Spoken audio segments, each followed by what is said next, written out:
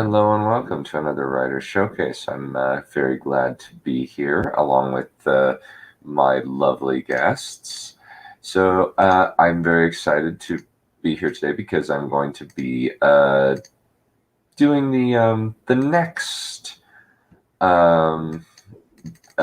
bit of Super Shots, which I'm very, very excited about, and especially because it premieres, I think, one of my favorite characters in that book.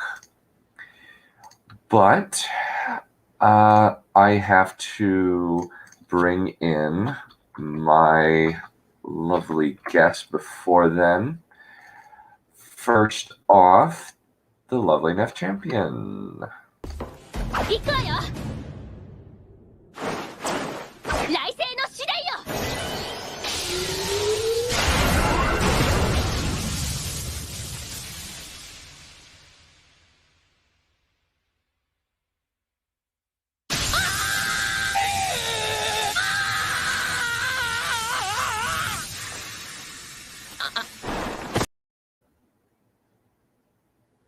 Hello.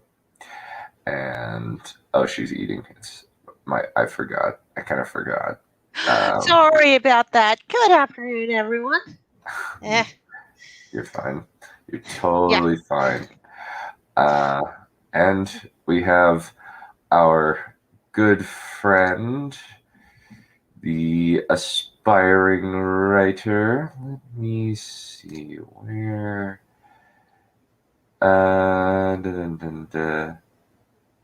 Yeah, let's do this one.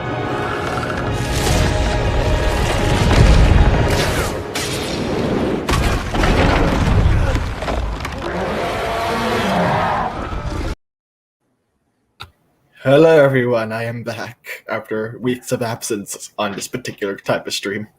Yeah. Hello, aspiring writer. Hello. Hello. And debuting his new intro for the first time. Welcome, Wasia.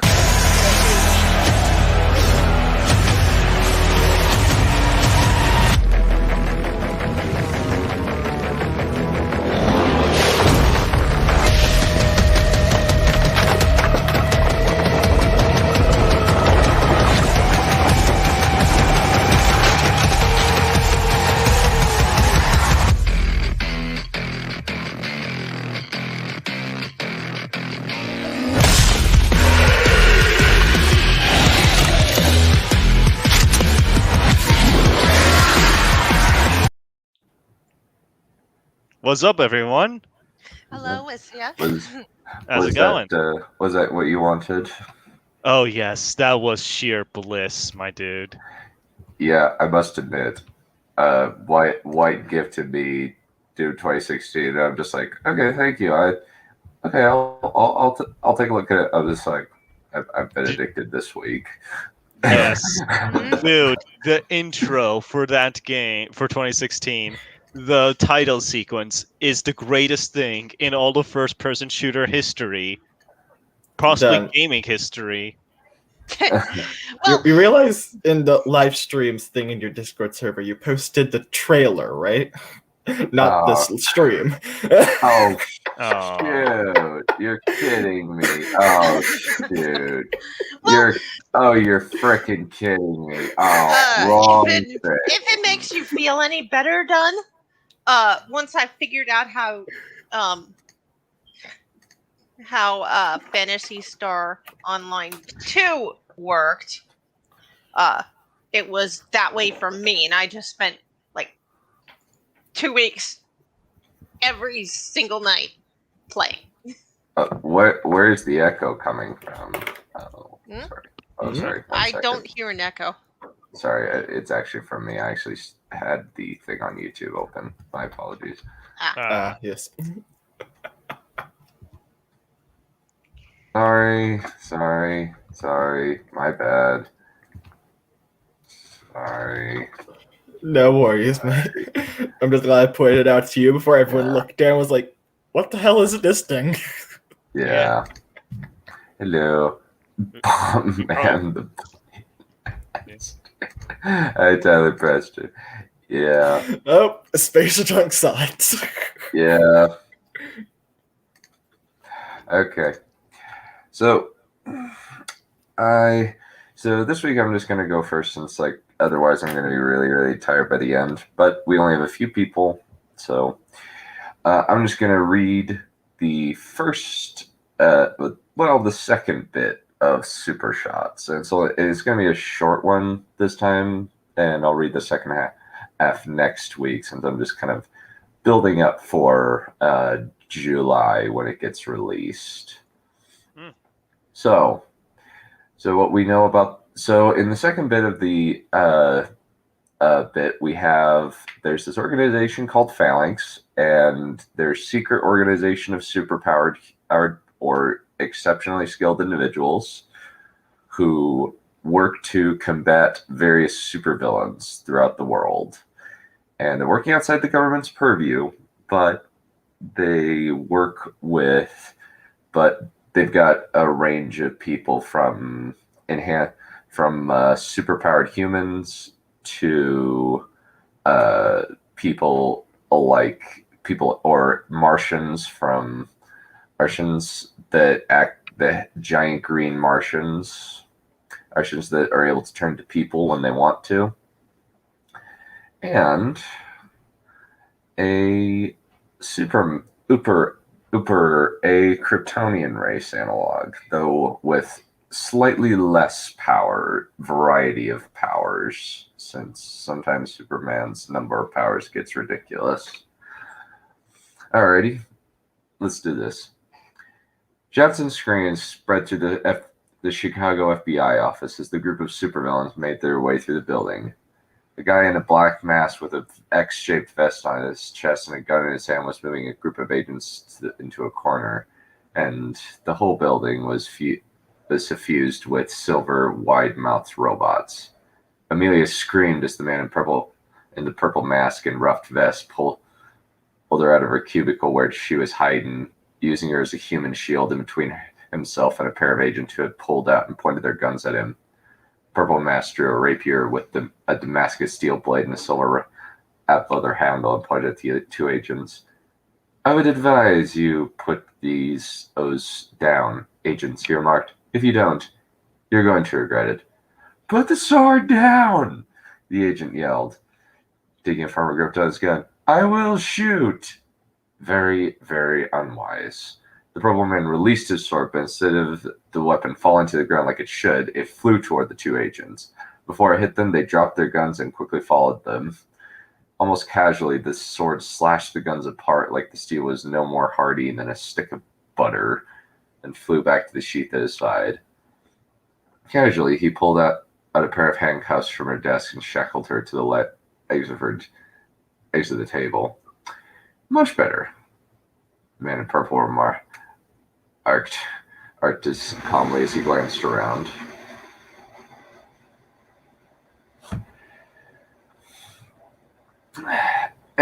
Dusting off his hands. Anyway, Melter, make yourself useful and incapacitate our federal friends. Why not just kill the bloody Z-Man? The man in the X-shaped vest protested. We should just get rid of all of them. Amelia froze, fear turning tighter. I'm going to die, she thought. These guys are going to kill me. Melter. Z-Man adjusted the ruff of his shirt, then primped his gloves. What have we learned the last few times we've gone up against superheroes? Immediate relief flooded over Amelia, but it was brief. She was still a hostage held by a group of supervillains. Sulkily, Melter grimaced and started doing what he'd been instructed to do. When there are no civilians, there's no leverage to hold them back, he admitted. Exactly, Z-Man. And clasped his hands behind his back, then clasped and sword the large steel doors on the opposite side of the office space. Come on, Melter, he gestured toward the chuttering man. Your little gadget is needed. Blasted cunt, fustigated, belay me. Melter kept on complaining as he positioned himself in front of the doors, not even bothering to keep it under his breath, then pressed on a button on his glove. A beam of red light shot from the device on his chest, melting the steel it came in contact with the slag. Z-Man motioned to the robots, who walked over and started tearing away at the weakened metal, creating a large hole in the center. Behind the door was a large vault containing all the alien technology they'd gathered over the past few weeks. The supervillains had picked their day well. They were about to send all this to HQ today, someplace that was far too secure for criminals like these to break into. Or maybe not. Z-Man, she thought, as Z-Man walked into the vault, motioning his associates to take as much as they could carry. Interesting selection of specimens here, Z-Man remarked, picking up a large alien firearm. He gave it a brief examination before handing it to Melton, repeating the process with a pair of small blue and silver arachnid creatures the size of chihuahuas held captive inside out of secure black or glass box. This one is the most interesting, he remarked. I've only seen this variety of alien wildlife a few times. Quite deadly, unless it decides to assimilate with the host, which is significantly more uncommon. Probably could do without that thing, Z-Man. Melter grunted as he strapped on a pair of pistols. Too much trouble. Z-Man put his fingers to his nose, then began massaging it. Melter, do you not understand that if you were to inject this creature's venom inside a cup or on clothing, the recipient would die within a few hours? He patted the other criminal on the shoulder, much in the way Amelia would pat a dog. Leave the strategic thinking to me. I will take care of things. Sulkily, Meltzer started tossing the guns and other technology to the robots standing guard. Make a move and I'll turn you to slag, he pointed at the agents, obviously trying to reassert some kind of authority. Amelia chewed her lip and tried to wriggle out of the handcuffs restraining her, but they were too tight. Damn it, she thought, glancing around for some way out. Her lockpicks were in her pocket, and there was no way to subtly get to them. She could, in theory, dislocate her fingers, but she'd never been able to do that without passing out. Hurry up, Z-Man urged the robots, grabbing the last of the alien tech or small wildlife.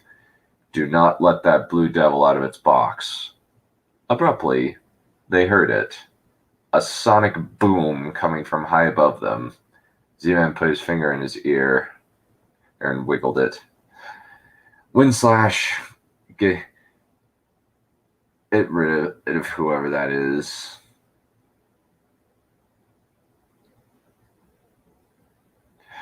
Amelia started hyperventilating immediately. This was not good. Even if a superhero were coming, that meant that the likelihood of people dying was extremely likely. She was probably fine since she was out of the way, far from Melter, but that wasn't the case for the rest of her co-workers.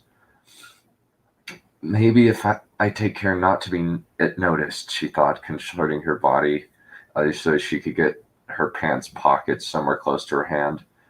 Come on, she gritted her teeth. Almost there. She pulled out the lockpick and hid it inside her hand. Phew, she whispered, then bit her tongue. Don't make a sound, Amelia. She subtly maneuvered the pick into the handcuffs, then started working on getting them open. When she got them open, she could run over and try to get the others out. Abruptly, she heard it. Gale force winds and the impact sounds of fists hitting something. What is going on? Amelia thought as the first handcuff got loose.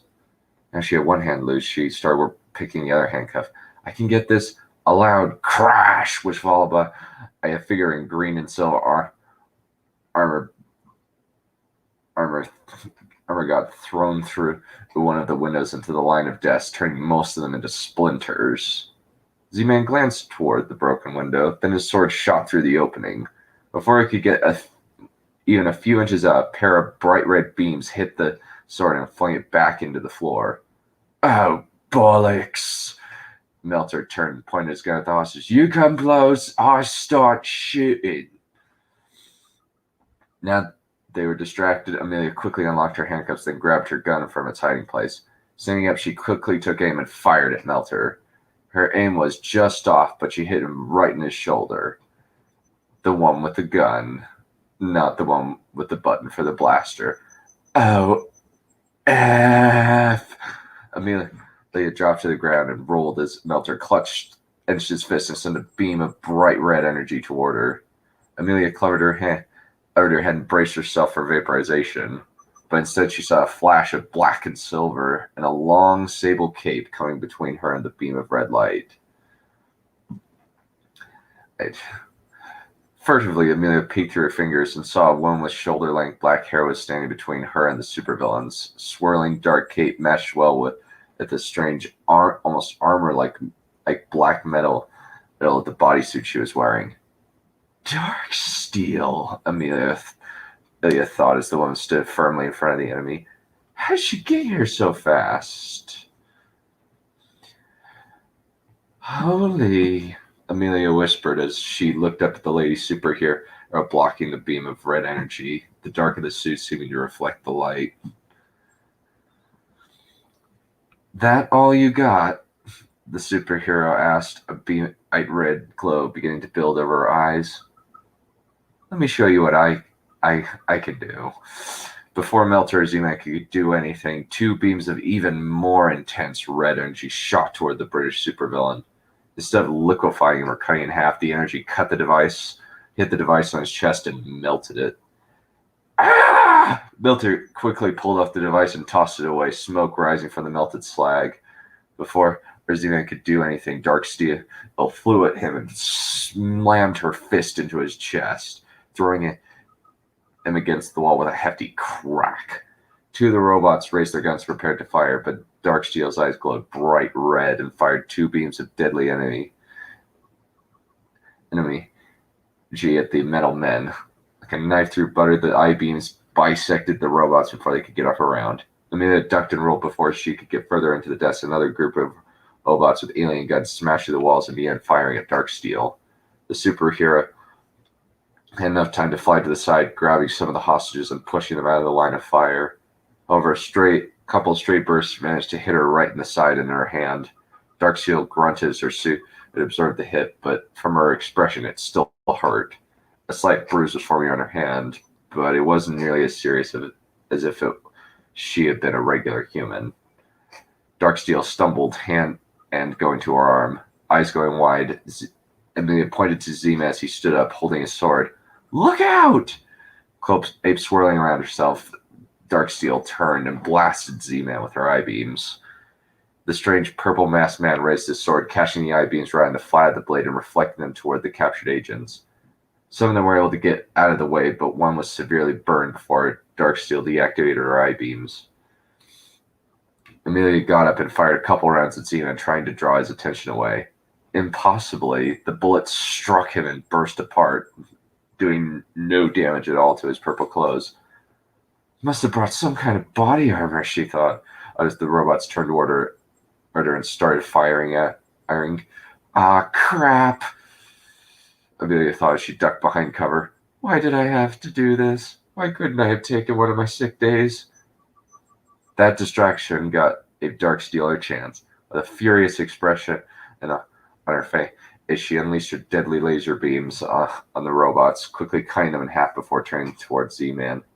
Can't imagine it was easy to get your hands on the metal for that sword. She crashed into a fighting stance, cape swirling around her. Yes, it wasn't. Z-Man raised his sword in a salute. Amelia's jaw dropped as she saw the electricity begin flickering around the blade of the weapon, and no small amount of blood and sweat to turn it into this. He spun the weapon and shifted into a lazy on-guard stance. And I imagine it can cut even you, Stan the Mite. The Darksteel didn't say anything, but Amelia could clearly see her tense out. We got to get the hell out of here. She thought us the two supers prepared to fight. Then she shook her head. No, he needs help. Maybe dark steel charged. And that'll be all for the day. Aw. That was fun. Yeah. You are seriously dead, aren't you? I didn't want Literally every time you did that weird Brit thing, I was like, oh god, I can just sense the fatigue waving off from you. Yeah. Yeah. I'll finish the next half next week, and we'll see the conclusion to that fight. Yeah. I think that I just kind of like constructing Claire because it's basically just me taking all of my movie tastes and putting them into one person.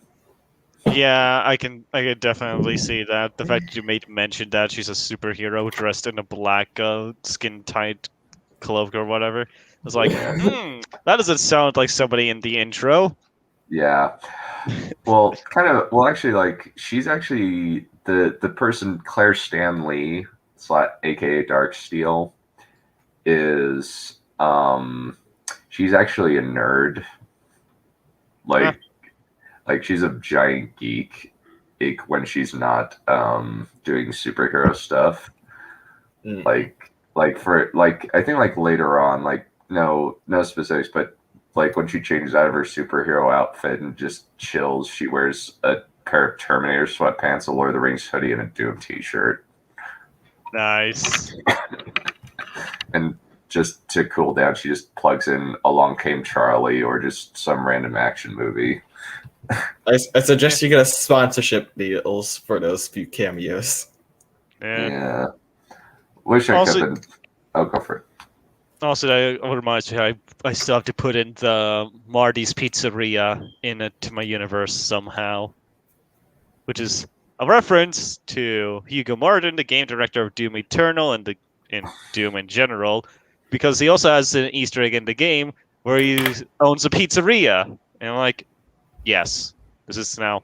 I want to put this in just as an homage. Yeah. And the nice thing is, since it's our world, I can kind of figure I might as well. I feel like I can reference these since they're fairly popular. Yeah. Since Doom's been around Doom's been around for a long time. 1993 to be exact. Wow. Yeah. Yeah. Maybe. Yeah. I just thought as a descriptor. Lady superhero was the first thing that came to my mind, and I guess, and maybe it could be she's like, my idea for Amelia is that she's British intelligence on loan to the FBI. Just call her a heroine, please. Yes, Yeah. heroin sounds better. I don't care if Yeah, it's also a and drug. it's just, I don't care if people complain about it. Just use heroin. That's the word for it. I actually don't like the word heroin. Why? Why? That's fair. I don't think it's It's not heroin. It's heroin. Heroin. I just don't like the word. I'm going to be using that word a lot in my Yeah. story because I kind of just want to disassociate it with the drug. Like, I actually want to make an active effort to make that a thing. Well, it's not really a matter of It used to be used a lot, and then people started going, blah, blah, blah. That's not. Why do you. I side with Neff on this one. Discriminatory! No, it's not. It's the word for a female superhero. Or a female hero. I just don't like the word as applied to soup. I just don't like the word. Well, I guess maybe I'm fine with the word heroine, just as kind of a protagonist descriptor. But I guess superheroine just sounds weird. Sounds a little bit too wordy. She is the hero of your story. Heroine. Well, I mean, he agrees with that. Yeah, I'm fine with super heroine. He doesn't like the addition of the super. Yeah, superheroine. That's okay then. Yeah, heroin. I'm fine with heroin as a descriptor or versus hero. It's just kind of super heroine. Just is weird. I don't like the word superheroine. Hey, I'm fine. I like the word that- heroine, but I don't like that. Hey, it's just that's your preference. Yeah. Nobody's gonna judge you for it, It's fine. except maybe Yeah. Neff. Hmm. Okay. And me. Alrighty. So, alrighty. Wasia, I believe that is true. Yeah. Maybe I can just. Huh. I'll just put it as. I'll just take out the lady and just put superhero. Fine, I that's- guess, whatever. Yeah. Belle would technically count as a heroine. Yeah. Yeah. Well, yeah, Bell. Yeah, I do love Bell. He had to cancel, unfortunately. Oh, Yeah. Yes. It's too bad. same. Yeah. Yeah. He said that I have to. He said I have to cancel. I believe. Honestly, it's gonna be pretty awkward if I ever get to a chapter where I introduce Maria Luna, and he's also read a chapter from his book about Shenna's story, because they both have a similar aesthetic, like the characters, like both of them. Hmm. So Okay. like Alrighty. anyway, some quick context over here, because I went back and changed some context in the previous chapter. So the assignment that Rosa is being sent on this time is an assignment is to clear out some pests, quote unquote pests, from a road where a convoy goes down, because that road leads over to the next location that she's supposed to go to. So if she wants to get over to that next location, she's gonna have to clear out these things, and she's assigned with a team of 3 to go with. So, without further ado, I guess I will present the chapter. Her eyes flickered with life. After a yawn, Lucia gracefully stretched out her arms and threw off her blanket. She swung her legs over the bed, sitting upright. She blinked, her vision sharpening as she did so. Then, feeling a cramp in her neck, she stretched it out until it wasn't tense. She scratched the back of her neck, feeling a slight itch. God, I wish this bed was more comfy, she moaned, feeling the itch vanish. Lucia looked around the room, reminded as to where she was. Gloom settled in, engulfing her, crushing her. She hung her head and clenched her fists. All that training, and for nothing. Her words echoed in her head. A deafening silence surrounded her, the humming of the AC and electronics audible. Then she heard a knocking on the door. Her head panned to face its source, hearing the sound again. She got to her feet and approached the door, sliding it open, the cool of morning air brushing against her skin. On the other side stood a pale woman with sapphire eyes and oily black hair. Her chin was up, arms folded across her chest, and her thin eyebrows brought together. She wore a close-fitting teal suit with sky blue streaks running down it. Despite her gear, Lucia could tell that she was a slender and well-built woman. "You the new girl?" she asked. Lucia's eyes darted up and down before locking eyes with the visitor. Yeah? Humph, figured. The visitor scoffed. You've already got an attention. You've already got a lot of tension walking in with your chest out like that. Lucia raised an eyebrow, but before she could speak, the visitor cut her off. "I'm Sapphire, the one Prithvi assigned you to. Me and the rest of the team are already geared up and will be heading out soon." She reached down and picked up a plastic box, handing it over to Lucia. "Meet us in Hangar A1. Lucia's eyes focused on the package, curiously studying it. "Oh, and do yourself a favor," she continued.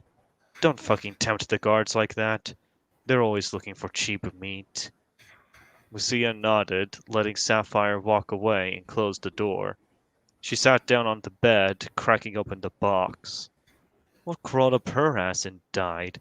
Lucia complained, pulling out the contents of the box, becoming unamused quickly.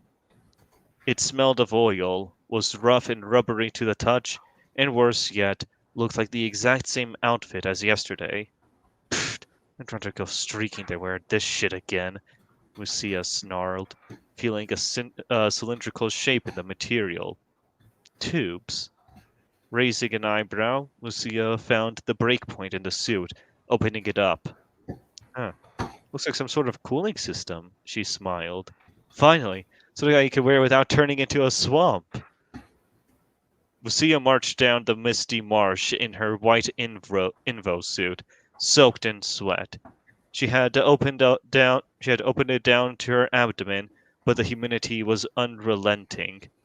The stench of rot and decay polluted the air, and droplets formed all over her. Sweat ran down her face, some of it getting into her eyes.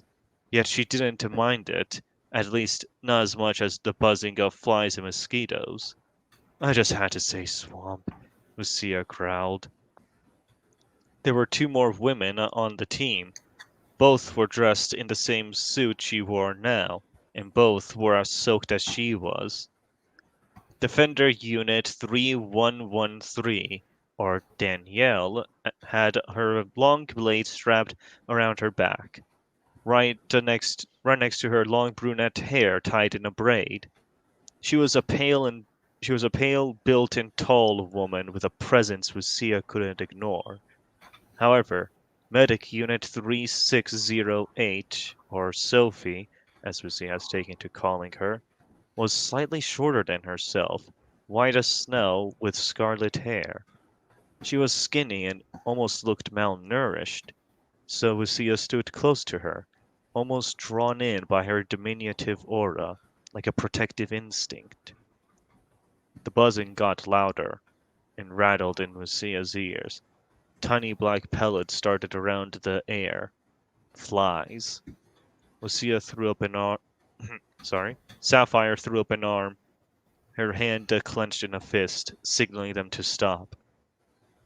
Lucia, curious what had happened, took a look at her surroundings, the hairs on her neck sticking up. Bodies were scattered around in the swamp water. The creatures looked like hairless monkeys skin with their skin a pale ghostly white and their eyes an oily black. Disturbing still was their jaw. They appeared to have a permanent grin across their face with rows of teeth like a shark, and their proximity to her legs didn't make it any more palatable. What the fuck are those things? She heard a screech, then a loud splash, and her body jolted. Lucia glanced at Sophie, seeing her cover her mouth, and noticed she had dropped her rifle. Lucia spotted it too. A woman's corpse laying against a tree, her skin blackening and swelling, her ribs melted open, and her entrails spilled out. Swarms of flies had already gathered on the body's exposed flesh, feasting on her remains. The stench polluted the air enough for Lucia to taste it and make her gag. Lucia looked at the woman's face, feeling the urge to vomit as she had seen that look before. So, she checked on Sophie, seeing her pale skin turn a lifeless color. What the fuck? She heard Sapphire utter, walking up to investigate the body. She got a close look, seeing the skin around the wounds in a slightly reddish tint and deformities around it. Immediately after, Sapphire spoke out, Lucia hearing a slight panic in her voice. Acid burns! They used acid to kill a Dominix? Daniela's eyebrows shot up. What? The acidity's gotta be fucking ridiculous for that to happen. That's gotta be enough to burn through a meter of steel. Adrenaline rushed through Lucia, her senses set on high alert. Are you kidding? That's why they want us to kill them so much. They'll wreck any convoy sent through here, she explained to herself. Her body nervously spasmed. Her eyes wandered off to the forest as Danielle and Sapphire continued, their words becoming noise to her. Most of the trees were tall, lanky, and bare. Meaning, She didn't notice it until it moved. Her body froze, and the hairs on her neck stuck up. Blinking, she reached for her whip blade, feeling her heart pound against her chest. What the fuck was that? She whispered, catching the attention of Sapphire and Danielle. You, you saw that? Sophie asked, breaking her silence. Lucia's eyes darted to Sapphire, having heard a dripping sound, followed shortly by the quiet hiss of burns. Danielle looked to Sapphire. You said they eat girls like us, right? Why'd they leave a body out here like this?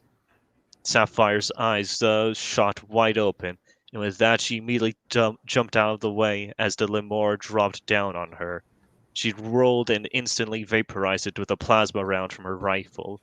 Lucia heard a hissing sound, followed shortly by another of the pale monsters lunging at her. She pointed her blade in its direction, impaling the creature on her whip blade, its blood splattering onto her. She kicked it off as the ambush was sprung, and more pounced on her. She unhinged her weapon and swung at them, cutting down two in a single stroke. More rushed at her legs, biting at her calves and thighs as soon as they can. Lucia let out a pained scream, feeling the acid break down her flesh as their teeth sank in. She retracted the blade and cut them off her legs. When she checked behind herself, the situation seemed to devolve into chaos. Sophie had ran behind Sapphire and Danielle, who were busy fighting off the swarm. None of them were aware of the lemurs hanging up from the trees above.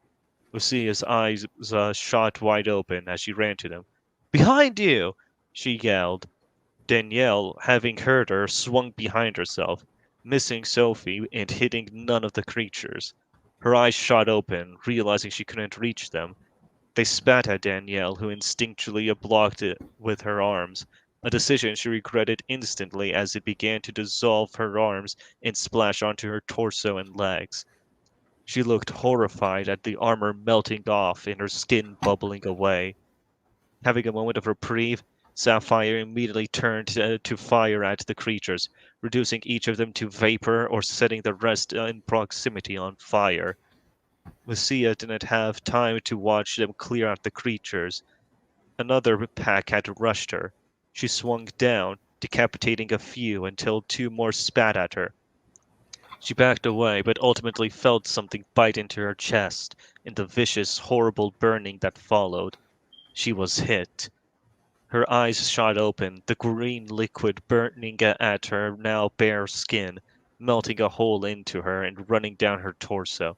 She backed up, tears swelling from pain as two more ran up and bit at her shins and legs, bringing her to her knees.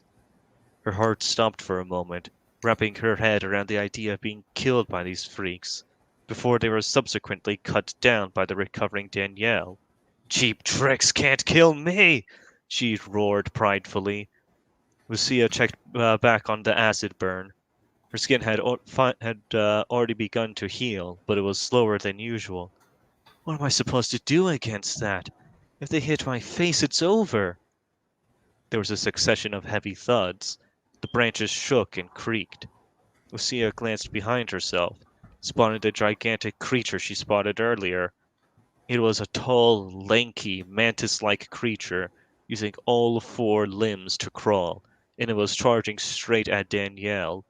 Unfortunately, she noticed it too late and was knocked aside. Her blood sprang onto the creature's barbed, bony limbs.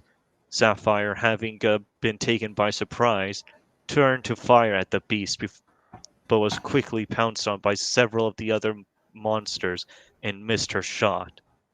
Lucia struggled to her feet, but the burns continued to sting. Danielle, still dazed, couldn't react to the creature impaling her with its spiny forelimbs. Eyes shot open, Lucia tried to run to help her.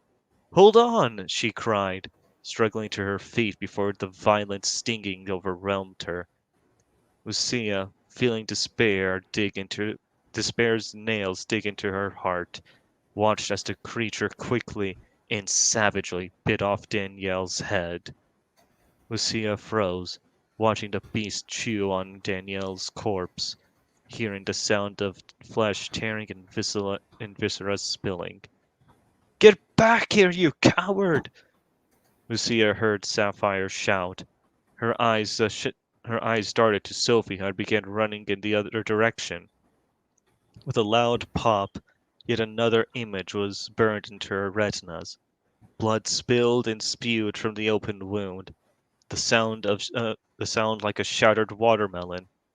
Sophie's headless body took a few steps forward before ultimately collapsing to the floor. Her eyes returned to the creature, dread engulfing her as it turned to face her. She gritted her teeth, tears swelling in her eyes.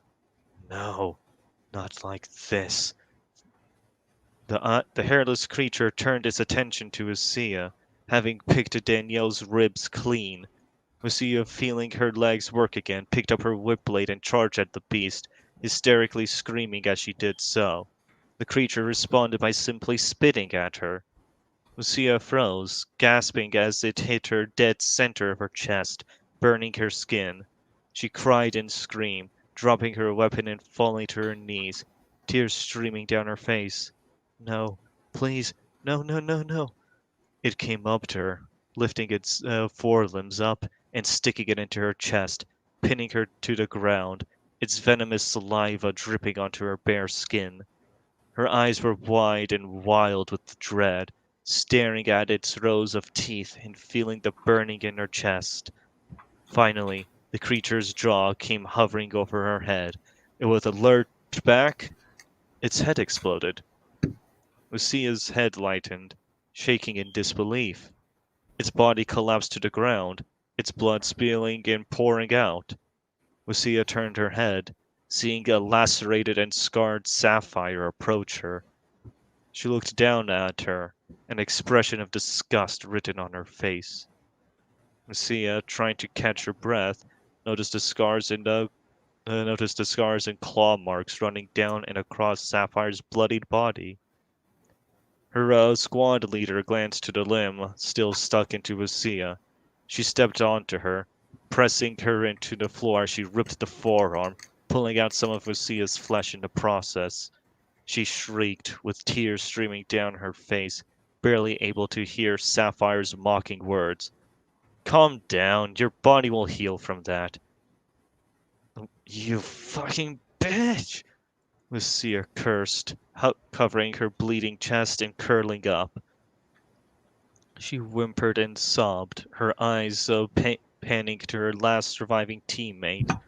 Sapphire didn't need to state her disappointment. It was presented clear as day on her face. Come on, we've got a mission to finish. All right, and that's that. Very interesting indeed. Oh, thank did you. very well with the descriptions. Wow, thank you. I'm actually surprised. I'm actually surprised that Becca's comment actually surprised me over there. The pacing is good. Well, thank you. Yeah, you did do a good job with the pacing. Yeah. Awesome. I assume this was a flashback, right? No, this is all the mission that she was just sent on. Okay. Yeah. The next chapter is going to wrap up what happened over here, and it's going to be Lucia also angsting over her uselessness during that entire operation. So yeah, there's that. Okay. Also, notice that Sophie ran off. She was called a coward. So basically, she was deserting them, and her head exploded. That's not an accident. As a matter of fact, that will also be explained in the next chapter as well. I did notice that. I did wonder, but Yeah. Next time you read, then that's going to be explained, so I can wait. Oh yeah. All right. I believe it is next turn. All right. Yep, my turn. Okay, so I'm going to be finishing my read through of chapter 6 of Foxes and Demon Slayers. So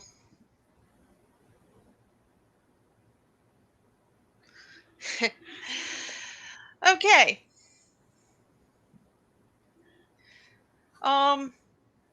Last time I finished with Argo's interrogation of Neza, and now I have her reporting in to here though. So we begin in Terran Village. Kirito looked up from his dinner. It was actually unusual since he was eating on his own for once. What's up, Argo? It's worse than we thought it would be, Argo said as she took a seat across from him. Kirito frowned at the absence of his friend's accent, resting his head on his fist after he put his utensils down. So, those rumors we've been hearing, he asked.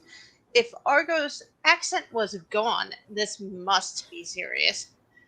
Argo nodded, an ugly grimace pulling at her mouth. Are true, Kiba, she sighed in disgust. Kirito shook his head, a look of mourning on his face. I had hoped that would not be the case. He let out a long sigh. Argo, have you done anything with him? Not yet. Argo smiled ruefully. I plan to send him to get the martial arts skill. He's not connected to the nerve gear properly. Kirito hissed. I had hoped that Nautilus would have been the only one afflicted with that. Has my sailor decided what he is going to do yet? Argo asked with a grin. Right now, he's leaning towards becoming Agil's assistant. Kirito looked up at the base of the third floor and sighed. If Agil buys the right kind of shop eventually, then Nautilus will be able to sell his weapons out of Agil's shop. He gave her a flat look. You are not a boat. He was relieved to hear his friend's accent return. Darn it! Argo pouted cutely. Almost got that past you. Kirito cracked a grin at her. So, I take it you have something for him that he can use? He asked. I do indeed, Argo said, opening her menu. This dropped for me a few days after we completed the quest for the martial arts skill. A ring made of metal with a sharpened outer edge appeared in the middle of the table they were sitting at. Kirito picked it up carefully. I think I recognize this. It's a chakram, isn't it? He asked, his eyes meeting Argo's over the unconventional weapon. Yes, and it returns to the user, Argo replied, which makes it perfect for someone like Neza. Kirito amused, a smile growing on his face. Who doesn't have depth perception? Let's see what its requirements are. He tapped the ring. Martial arts skill required. I see. Now you see why I'm sending him to Kotaku? Kirito nodded. What are we going to do about this man? Argo shook her head. I don't think there's anything we can do, she frowned. He hasn't gone after you. Yet. I hope it doesn't come to that. I would rather not get my hands bloody, Kirito huffed. Alright, go send Neza to Kotaku-san. The rest of us are getting ready to start mapping out the labyrinth. Argo eyed him. Ibo, where's Kirara? She's with us at the moment, Kirito stretched. It may not look like it, but even with padding, having a cat lounging on my shoulder gets uncomfortable. I see, she grinned, getting up. I'll see you later, then. Message me when this forged demon has completed the quest you're sending him on. We might need the chakram for the boss fight, Kirito called after her.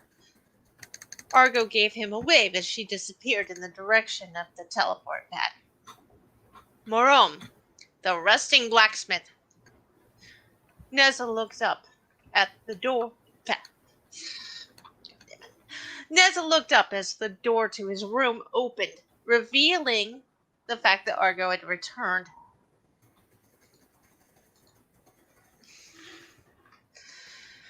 The forge demon struggled to give the cat demon a smile.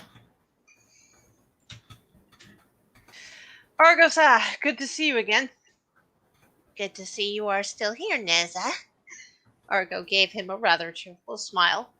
I think I have a solution for you. And what's that? Neza asked, curiosity and suspicion coloring his voice. Argo pulled something out of her inventory, tossing it to him. Here, you can't use it at the moment, but I know where you can get the skill needed to use it. What is it? Neza asked, looking at her over the large ring.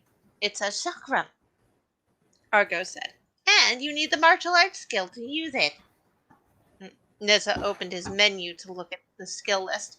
I don't see it here.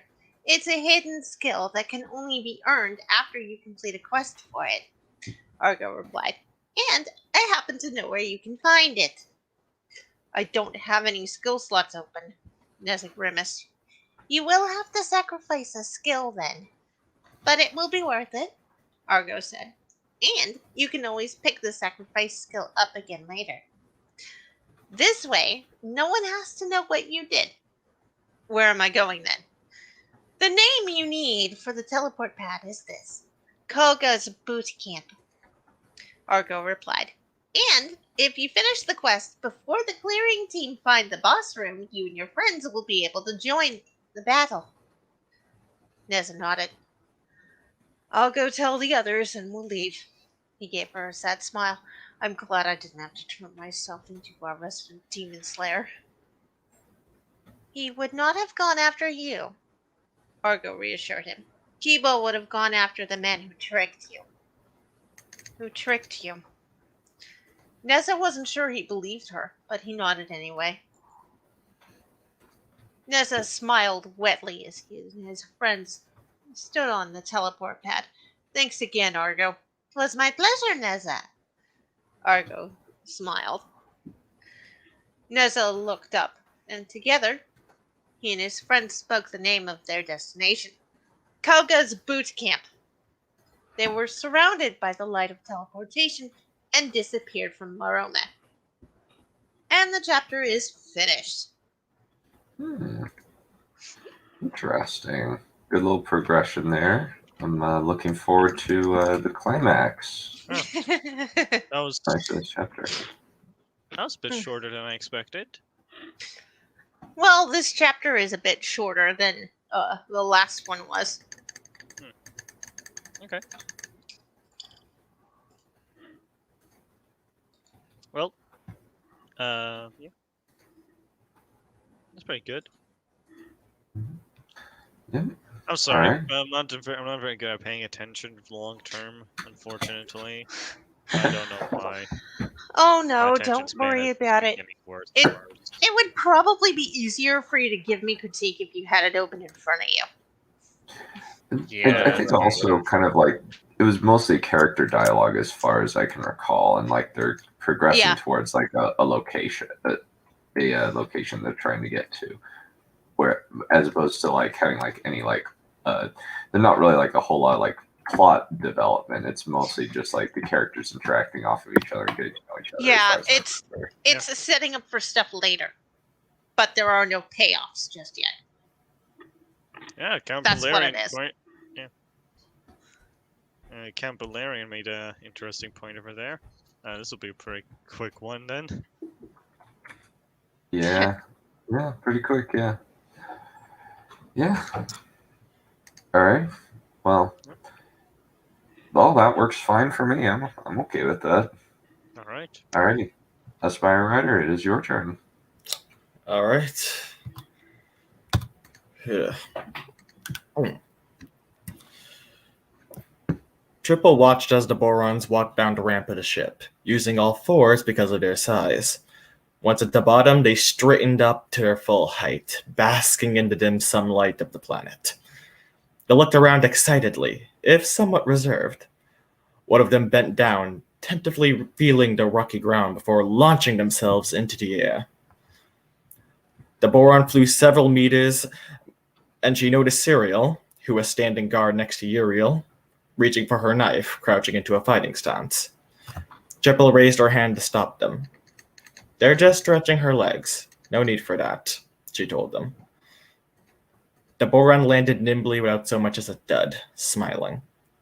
Suriel nodded and relaxed, though she still kept her hand on her dagger.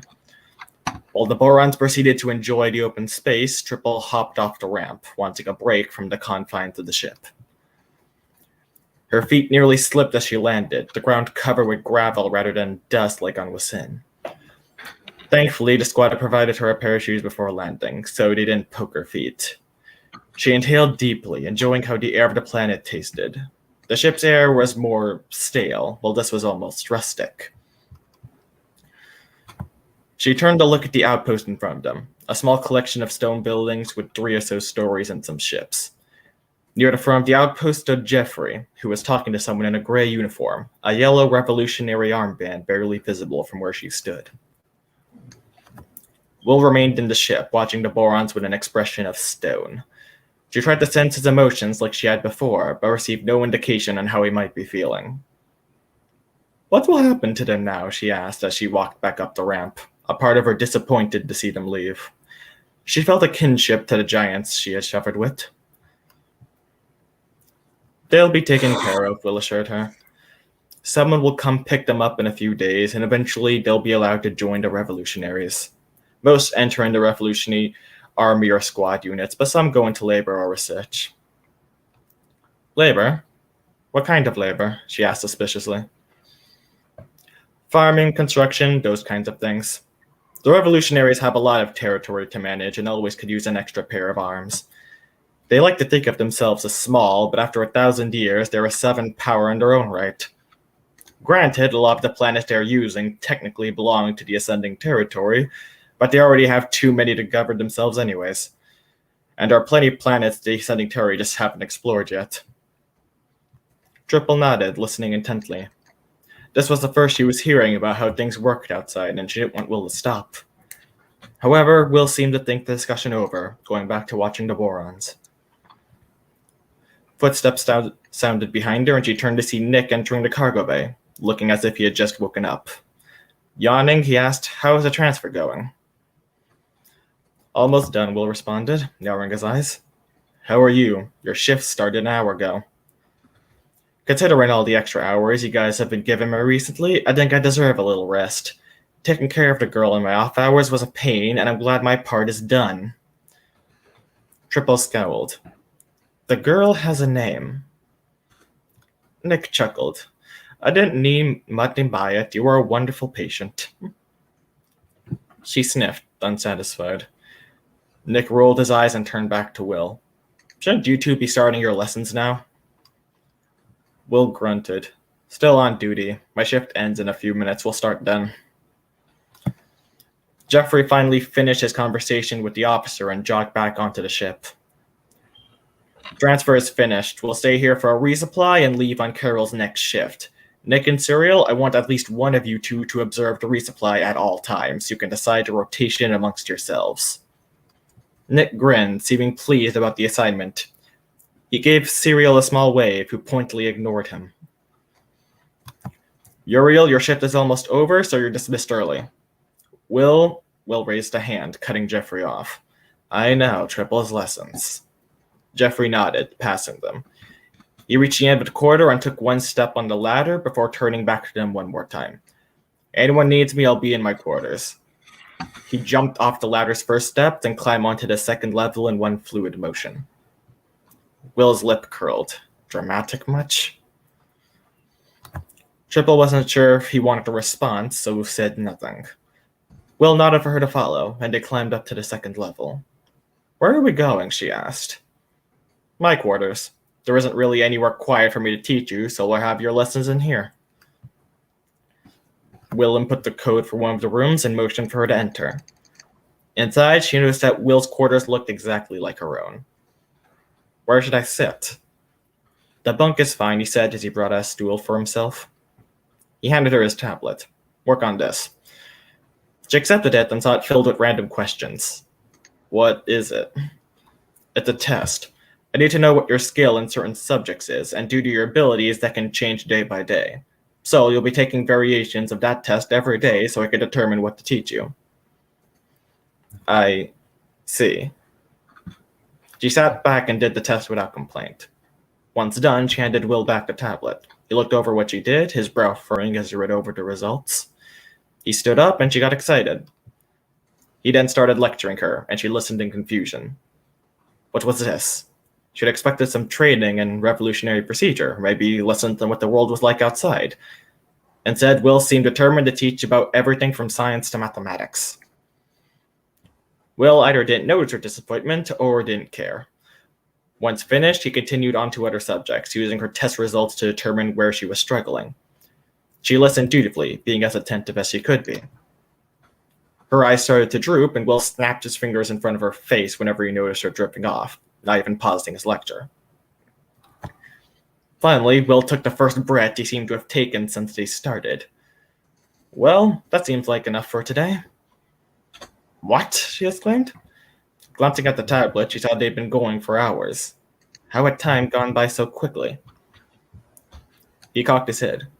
Were you wanting more? You seemed to be getting tired. No, but what was all this? His brow furrowed. Expecting something different? She blushed, nodding. I assumed this would be lectures on how to be a soldier or something about the revolutionaries. Will had the nerve to smile. That impatient to be a soldier all of a sudden. Dripple paused. Did she want to be a soldier? She had accepted the offer, but begrudgingly. Had she changed her mind? I still don't know if I like it, but it was what I was expecting, and the way it makes me nervous. She forced the last word out. She trusted Will, but that didn't make it any easier to admit. Will's eyes twinkled, an amused expression on his face. A strange duality, isn't it? You're not the first to be both apprehensive and eager to start training. If it makes you feel better, there will be an operation coming up where you'll be participating. Her face paled. No, it doesn't. How am I supposed to be prepared by then? I'm going to make a mistake, and then... Whoa, calm down. Will put his hands on her shoulders, forcing her to look at him. We'll have it handled. We aren't going to drop you in unprepared. Just trust us to know what we're doing, okay? She nodded, letting out a slow breath. If you're sure. But still, I was hoping you would tell me more about... you know... Will ran his hand through his hair, his lips pursed. I guess I can indulge a few questions after every lecture. What do you want to know? Triple brightened, and you found energy surging in her. What are the revolutionaries? Will scratched his chin as he pondered how to answer. To explain that, I need to go back to the beginning, to when the Ascending Territory was formed. A lot of information has been lost in 1,000 years the Ascending Territory has been in power, but what we know is that the sources have brought several species together under their rule, creating one faction. Will leaned forward before continuing, rested his head on his fist. After a century or so, some dissent formed about how the sources ran the Ascending Territory. As time passed, the dissent started gaining traction, and the revolutionaries were formed as a result.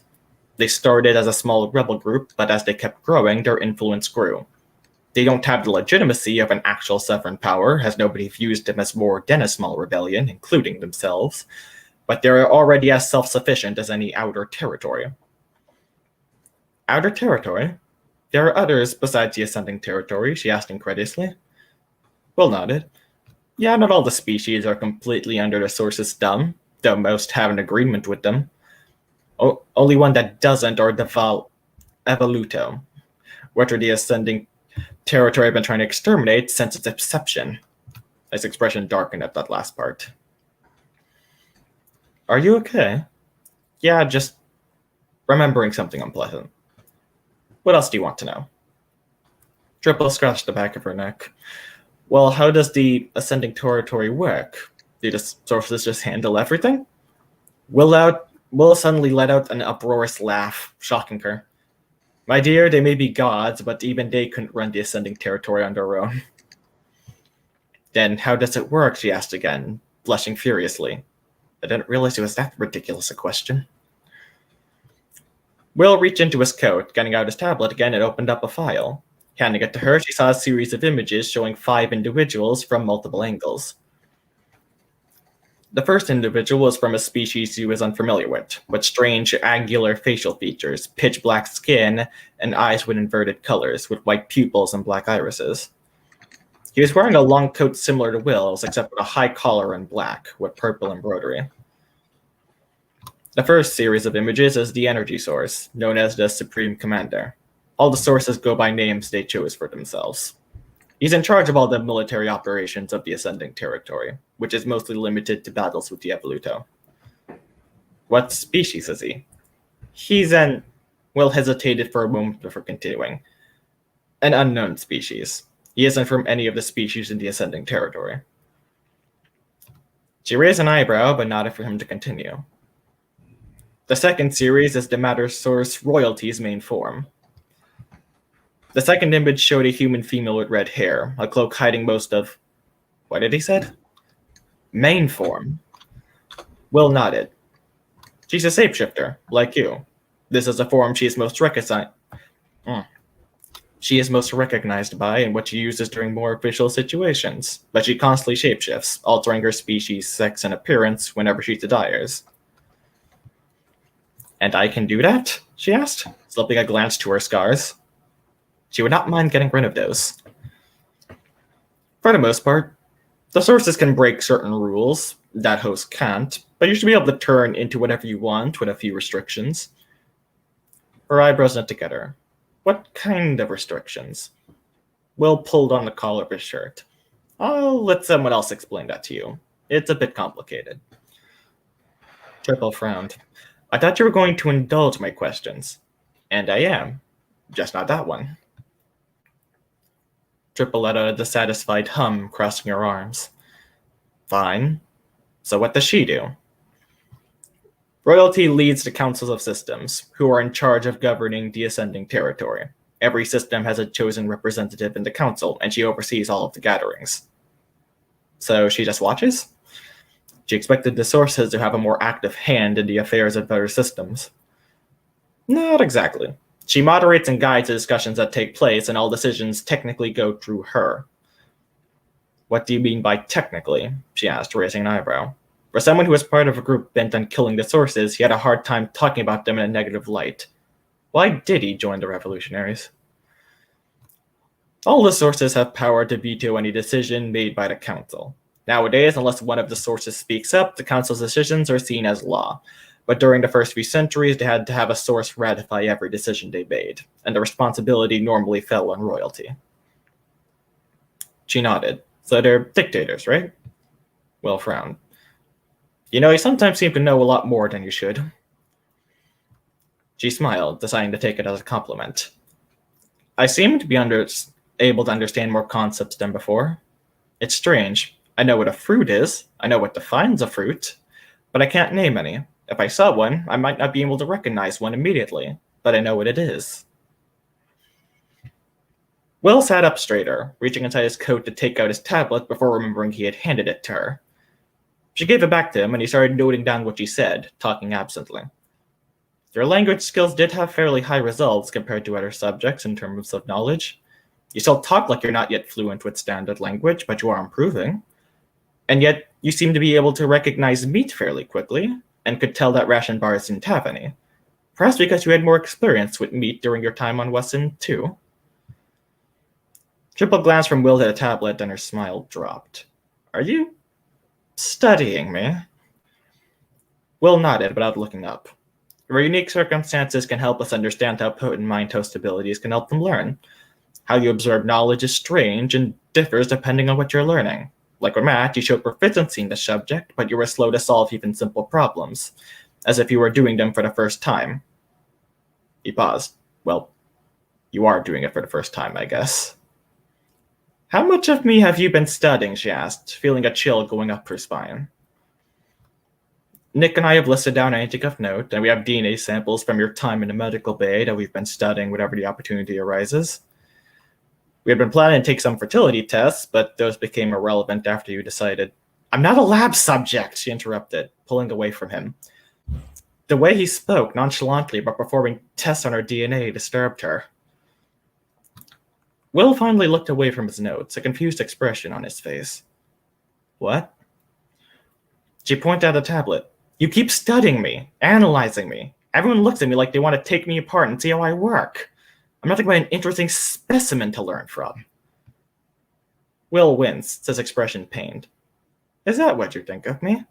You think someone would go to the lengths I have just to study you? Triple opened her mouth to respond and then stopped. Had she actually just implied that Will didn't care about her? She groaned, putting her head in her hands. No, you don't see me that way, I know that. None of you do. But there are hints of it here and there. Will reached out to put a hand on her knee. Peeking through her fingers, she thought that he seemed uncomfortable doing so. He always seemed to get uncomfortable during moments like these. It made her feel guilty for putting them in these situations. What hints? Despite his discomfort, his voice sounded caring. The way Jeffrey looks at me is like he's praising me. Jeff is like that. He doesn't always view people as people, more like assets. It's part of what makes him a good commander. It's also part of what makes him a bad one. He ordered my haircut. Will didn't respond immediately. And that's bad. Cyril told me he wanted it for studying. Will pressed his lips together. He took his hand off her knee, looking down. That wasn't him. It was his order, but my suggestion. Triple slowly dropped her hands, looking at him accusingly. That was you? Will sighed, getting up to sit next to her. She moved away from him, glaring. Triple, you need to understand. Stop saying that. You say that whenever you try to excuse yourself. Will cocked his head. You're oddly perceptive. Triple gritted her teeth, restraining herself from yelling again. I'm not an idiot. Why does everyone on this ship get impressed by everything I do, as if even the simplest things are beyond me? I'm ignorant, not stupid. Will's expression blinked suddenly, though his eyes flared. Triple, he said calmly through his gritted teeth. Calm down. Why should I? Because it seems without glasses, you're now trying to crush my skull. Her expression fell. Now that he pointed it out, she noticed how Will's cheeks and nose looked pressed down. She took a few deep breaths, and Will let out a sigh, his face no longer looking squeezed. He took a moment to recover, and then turned to her. Are you starting to see why we want to study you? I didn't mean to. I know. I'm not blaming you for what you did. Even if you knew how to control your abilities, these lapses could have still happened. But you have to see why studying you is important. Triple nodded. I'd still like to be asked.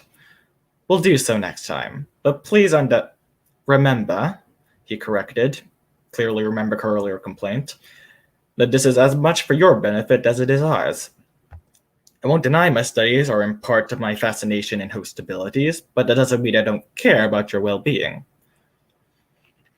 Yeah, I know. I should have known. She stared across the room, unwilling to look Will in the eyes. Will pursed his lips for a moment.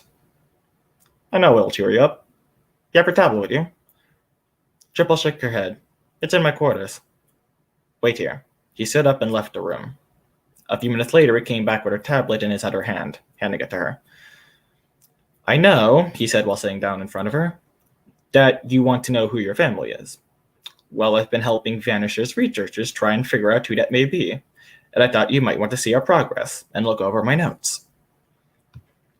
Triple frowned, remembering what Cyril had said to her. Cyril said I could have been born on Wasin, that a recent event would allow that. Do you know what she's referring to? Will nodded, bringing up the images of the sources again. He pointed to images of a... What species is she? She asked, embarrassed. She was the same species that Cyril and Uriel were from, but she still didn't know what that species was called. The species is called Maki. That is the mind source, Mirage. Mirage looked somewhat like Uriel, with yellow skin and long hair tentacles. She had a different outfit in every image, most being very extravagant, form-fitting dresses.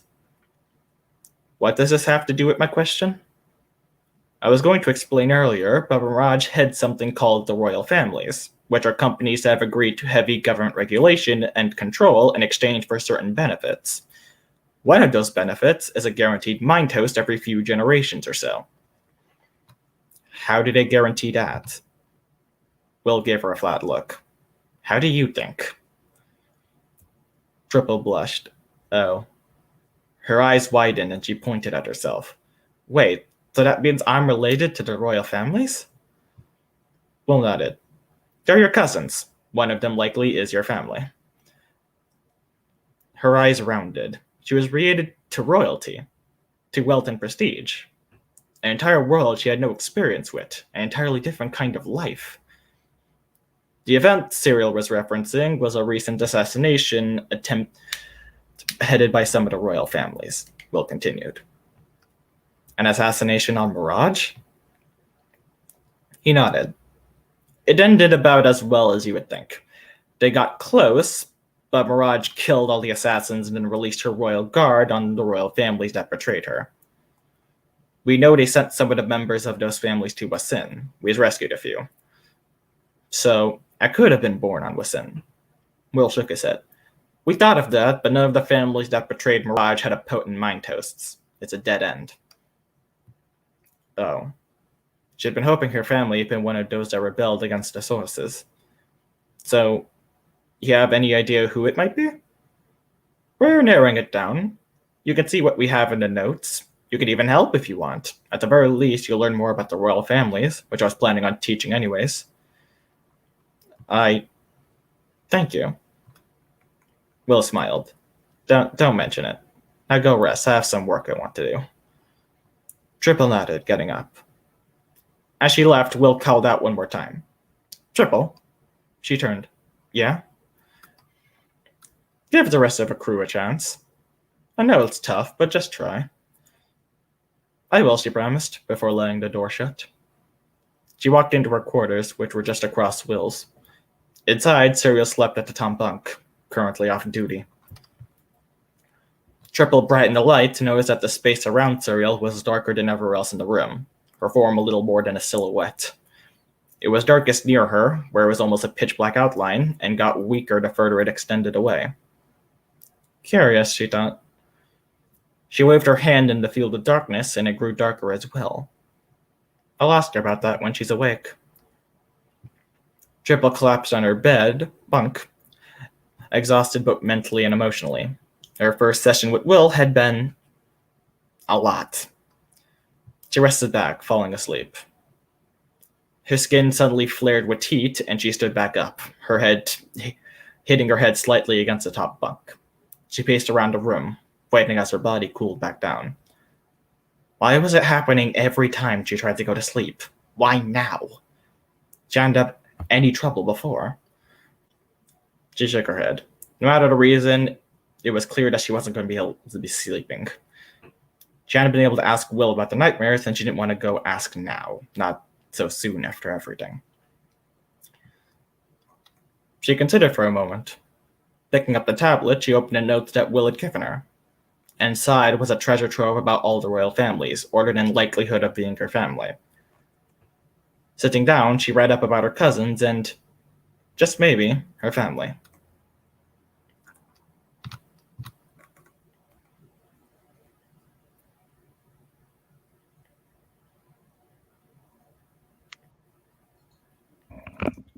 Thoughts? Hello? Yeah, that was pretty nice. I like that. Yeah. I liked the That was very interesting. yeah. Like the what? The dialogue in particular was pretty good. Yeah, it was. I really liked the organic exposition. That was the main thing that I liked. Mm-hmm. Yeah. Yeah. The entire argument was not planned whatsoever. It just happened in a spur-of-the-moment thing. Yeah. Yeah, It's very good for a spur of the moment kind of thing. Yeah, sometimes things just kind of happen, you know? Yeah. It just made My- sense for the two, so I was like, okay, I'll just write a fighting scene, which technically got in the way because I wasn't able to finish what I wanted to do in this chapter. But I'm like, I'll have opportunities later for this. Yeah, sometimes sometimes characters will just naturally end up fighting each other, and it's kind of just or just discussing and going off into different directions. It's like it's not that it's a bad thing, or it's just more a matter of you know what should be happening, and it's a matter of not having it to distract from the main plot or anything. Yeah. I'm sorry, I'm still an amateur. I'm not sure if I know what I'm talking about. Oh, Oh, No, don't that'll be worry. fine. I'm an experienced writer, but I'm still pretty amateur at it because I've not published anything. yeah. Yeah, same here. Yeah. Dunn's the only published one. Yeah. And honestly, like publishing on Amazon is the easy part. It's the marketing and getting your name out that's the hard part. Yeah. Yeah. I didn't have much thoughts on it other than I like how you're kind of creating Triple as a character. Like I like the little bits of characterization. Like she like didn't. I think it was like she didn't want to be related or what, or she wanted to be related to someone who resisted the sources. I think was how it was. Yeah. That was her kind of hope when she heard it. I mean, I imagine that people want to be related to the guys who stood against the baddies, you know? Just a natural thing. Jeez. Alright. Did my world building sound too exposition-y in a bad way? No, No, not really. No, Okay. it works sounded fine. just perfect. Okay, good.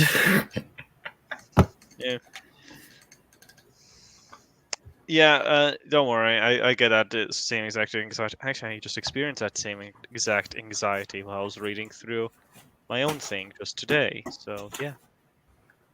Yeah. Particularly the bit where I had to transition from when she's in the room to when she's in the middle of the swamp, because originally I was going to have it be like, man, it'd be great. I could finally walk around without feeling like I'm a literal swamp. And she's literally next line, me and my big mouth. And I decided, Oh no, that was perfect. Yeah, I like that kind of dialogue. great, because I actually removed that. So I'm gonna go ahead and put it back in. I didn't actually read that because the version I read was without that bit. Because I was like, nah, that's too cheesy. You know, that's such an obvious joke. Everybody's gonna be like, lowbrow humor, and it's like, oh no. But then I said to over here, now you guys actually like. You and me Sometimes- have very different definitions of lowbrow. Yeah, sometimes it's just perfect. Like the joke I made with Argo that I read. Yeah. It's my Argonaut. Argo, you are not a boat. It's old. It's really, really old because Jason and the Argonauts and he's gonna be working for her, so it made sense to me to make it, but well I have people booing me when I do stuff like that. Old joke is bad. No, old joke is just tired. That doesn't make it not funny. I think maybe it's not necessarily old. It's like it's easy. It's an easy joke, but doesn't mean that it's bad. Yeah, exactly. Easy jokes have been made hundreds of times. Just like they're like dad jokes. They're insanely tired jokes, but they still make people laugh. Mm-hmm. Cool. Alrighty. Well, this has been fun, but I must say adieu. We will outro with Omni-Man, and we'll see you later. Bye.